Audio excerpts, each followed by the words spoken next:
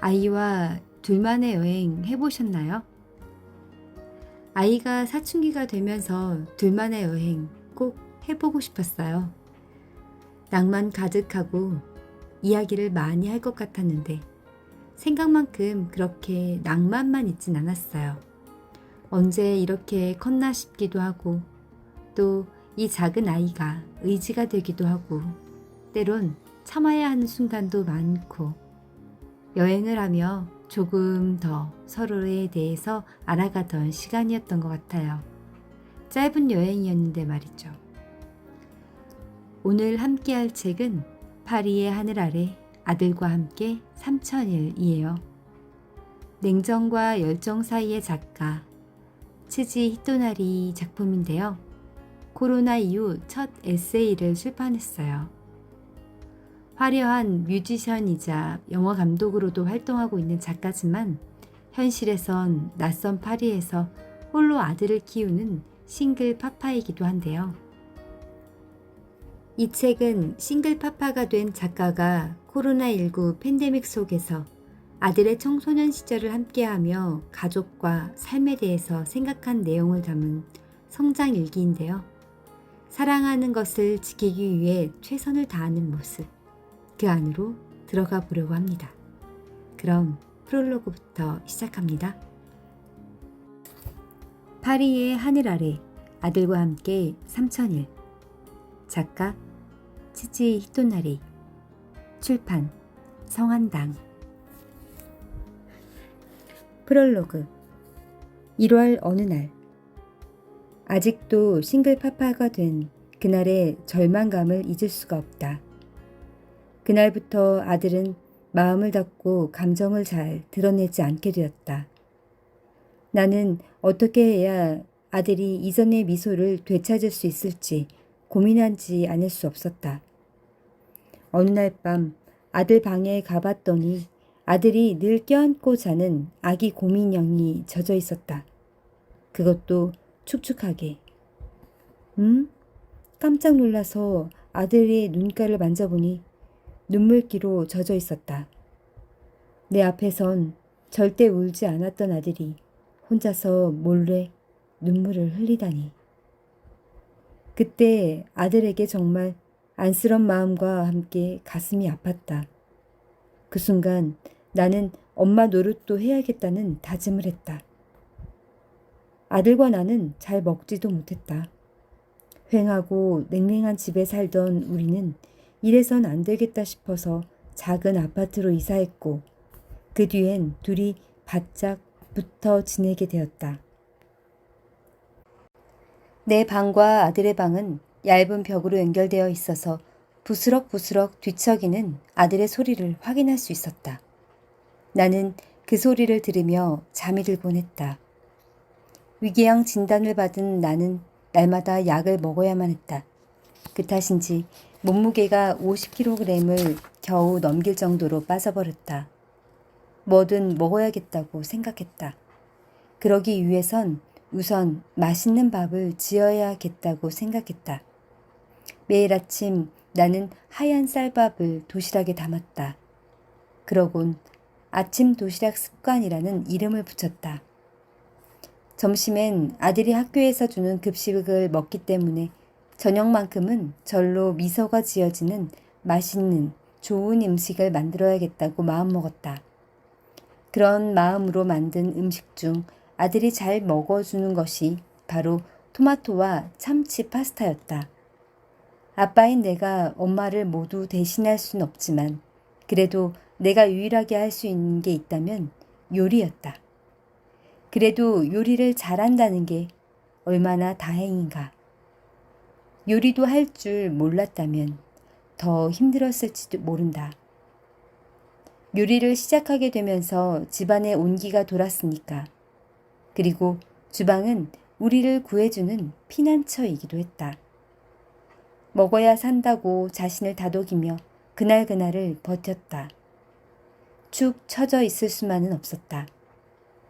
내가 여기서 힘을 내지 않으면 가정이 무너져 버린다. 고 필사적으로 노력했다. 그래서 온종일 주방에 불을 끄지 않았다. 작은 테이블을 사서 주방 옆에 두곤 그 위에 컴퓨터를 놓고 작업을 하면서 조림이나 찜처럼 시간이 오래 걸리는 요리를 했다. 말하자면 온기가 사라지지 않게 안간 힘을 쓴 것이다. 요리를 좋아하는 한 친구가 토마토 안에 있는 필요한 영양소가 듬뿍 들어있으니 아들이 토마토를 좋아한다면 일단 토마토를 먹이라고 했다. 지푸라기라도 잡고 싶은 나날이었지만 토마토 덕에 살아났다. 아들은 토마토와 마늘 파스타를 아주 맛있게 먹었다. 그래서 거기에 참치를 넣는 등 이리저리 궁리해서 음식을 만들었다. 맛있어? 하고 물었더니 아들은 고개를 끄덕이며 응, 맛있어 라고 대답했다. 별거 아닌 말이지만 그건 가족을 살리는 첫마디였다. 날마다 그 말만 주고받았지만 내 몸무게가 조금씩 늘어나고 아들 얼굴에도 미소가 번지기 시작했다. 물론 원래 가족 형태로 돌아가지 못하지만 새로운 가족의 모습을 갖춰가고 있었다. 먹는다는 것은 삶을 지탱하는 기본 중의 기본이었다. 아무리 바빠도 정성을 들여 음식도 제대로 만들고 요리하는데 오롯이 그 시간을 쏟아야겠다고 마음먹었다. 그것은 우리의 일상을 회복하는 첫걸음이 되었다. 온기 있는 맛있는 음식을 먹기 시작하자 이윽고 아들의 말과 목소리와 미소가 돌아왔다. 얼굴이 밝아지고 그 나름의 행복도 돌아왔다. 나는 아빠이자 엄마였다. 내가 이혼한 것을 아들이 막 10살이 되던 해였다. 이 책의 내용은 아들이 14살 무렵부터 시작하지만 회상하듯 10살대로 거슬러 올라가기도 한다. 그러니까 이 책은 초등학생이던 아들이 대학생이 될 때까지 우리 둘만의 소중한 시간이 담긴 마음 여행 일기이기도 하다.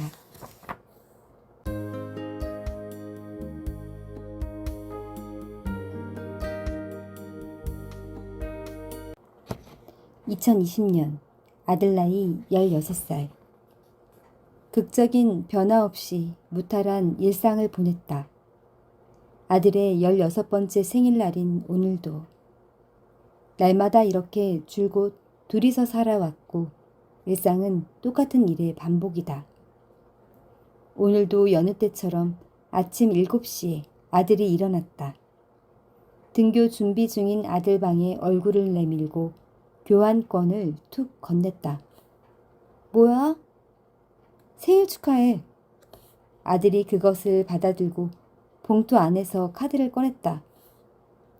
생일 선물 교환권이야. 오늘 중에만 쓸 수 있으니까 뭘 원하든지 잘 생각해도 100유로까지 하면 뭐든지 원하는 거 사줄게. 그게 생일 선물이야. 아들이 웃었다. 나는 학교에 가는 아들의 어깨를 툭툭 치면서 배웅했다. 단둘이 남은 그날부터 오늘까지 아들은 그 일에 대한 말을 꺼낸 적이 없다. 그래서 나도 그 일을 입 밖에 내지 않는다. 이곳 파리에서 단 둘이 사는 생활이 조용히 반복되었을 뿐이다. 날마다 아빠와 아들은 평범하게, 어떻게 보면 힘차게 살아왔다. 아들이 소꿉친구 아빠와 엄마들의 도움으로 아들은 여기까지 성장할 수 있었다. 동네 중식당 주인 아저씨와 아줌마가 삼촌과 이모 역할을 맡아줬다. 때론 트위터 팔로워들이 똑부러진 조언을 해주기도 했다.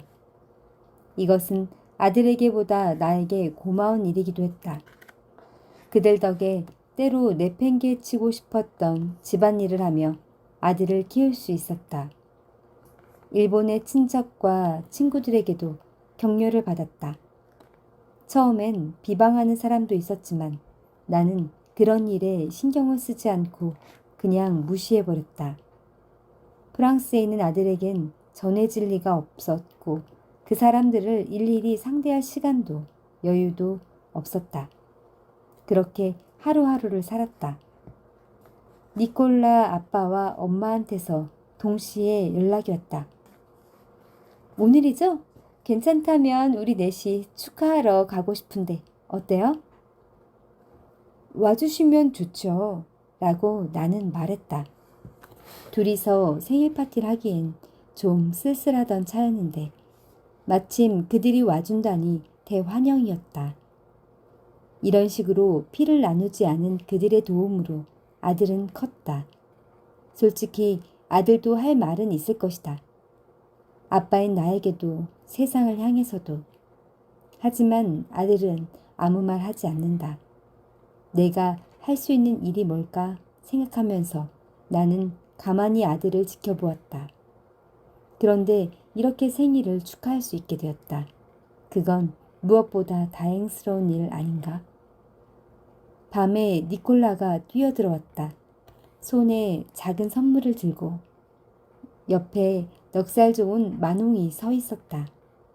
니콜라와 마농의 엄마 아빠는 그 아이들 뒤에 있었다.